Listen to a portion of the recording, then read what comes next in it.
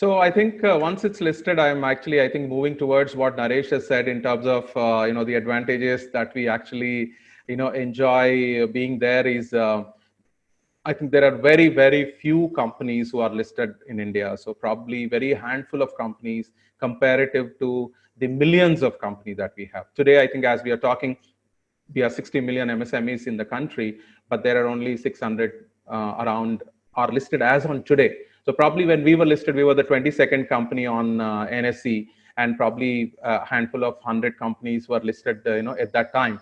So I think you suddenly been part of a elite group, as you say, and also I think the trust that we have actually really mentioned earlier, that you're a transparent company, because everything is open, and then you are open for public scrutiny. We were really, really happy that whatever that we practiced, we were able to really show up to our external investors. So that's, I think, is one of the very big thing. But of course, there are a lot of brand value that it creates and the discoverability. So probably I think I would like to ask Naresh, when he deals with an international partners, how it has translated, and probably then Jyoti on, how when she meets our clients today, what it is, like that. So Naresh.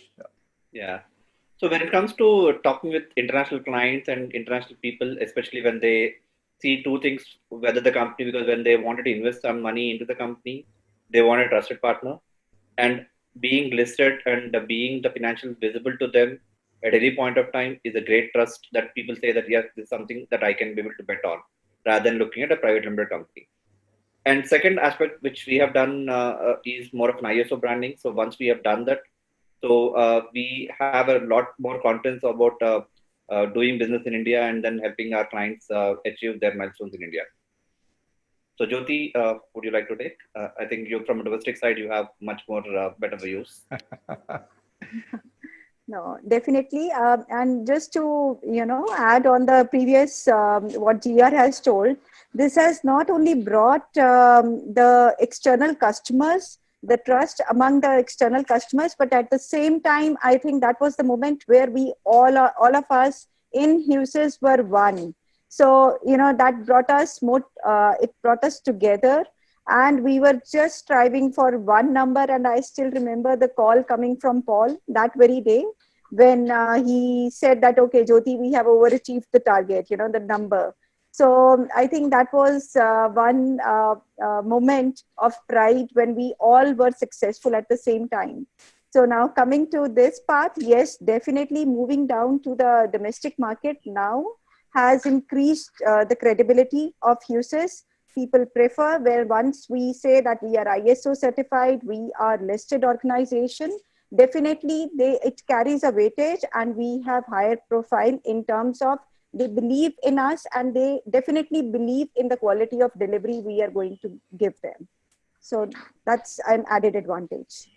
Yeah, I think suddenly for 15 years, we were working with the MSMEs. I would conclude in one word, what is really as a pride is that we no longer become an HR services company for them, but we are an aspirational company for them, right? Because you are one among millions, who are not listed there, right? And then you go to the client, they look at you. Now, okay, I know that, you will do HR, but, tell me about, how did you get onto the IPO and stock exchange, and how did it help really?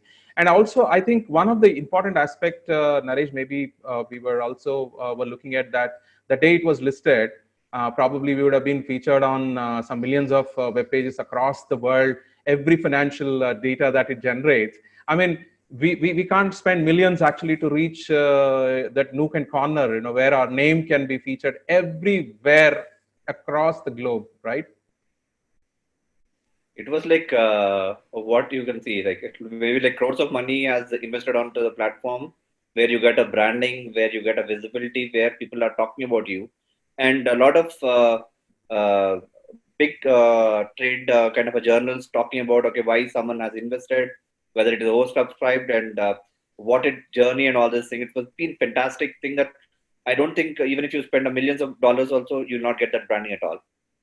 So that's where I think I was actually saying, what is the value that we drawn is not the money that we actually got from the market, because that was sufficient for us to, make us debt free, so that, you're free and you're actually ready to invest into your marketing, and you're not servicing the banks. Because probably I think I was feeling as an entrepreneur that I was actually servicing the bank rather than my own associates. I mean, it always pinches that, okay, I'm not able to reward my employees so much, my associates so much, but like, you are ready by the end of the month, whether you pay salary or not, you are supposed to pay your interest, right? Paul, I think we have been definitely under stress on that when you really talk about servicing a debt, right? Paul and Sarita has seen very closely. Yeah, Naresh, it was very, very the time, I was literally seeing that, we are paying a huge, financial cost to the bank, and we are feeding the bank, that was the main intention of coming out. Yeah, it's worked out. Absolutely. So I think, as I said, we have saved, big amount we have saved. So we were saving, we become suddenly more profitable from the day that, we got listed, we paid back that amount. And I think that was one other thing. Of course, personally, I think it was the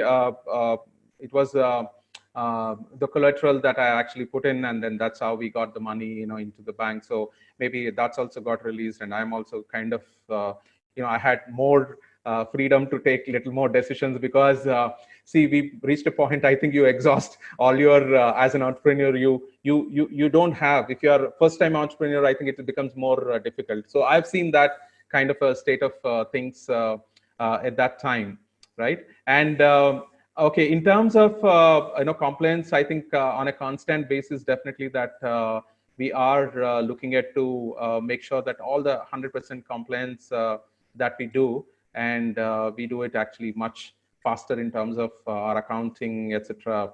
Sarita, I think this year experience, how did we close the accounts? As what date that we closed the accounts? Probably you can share.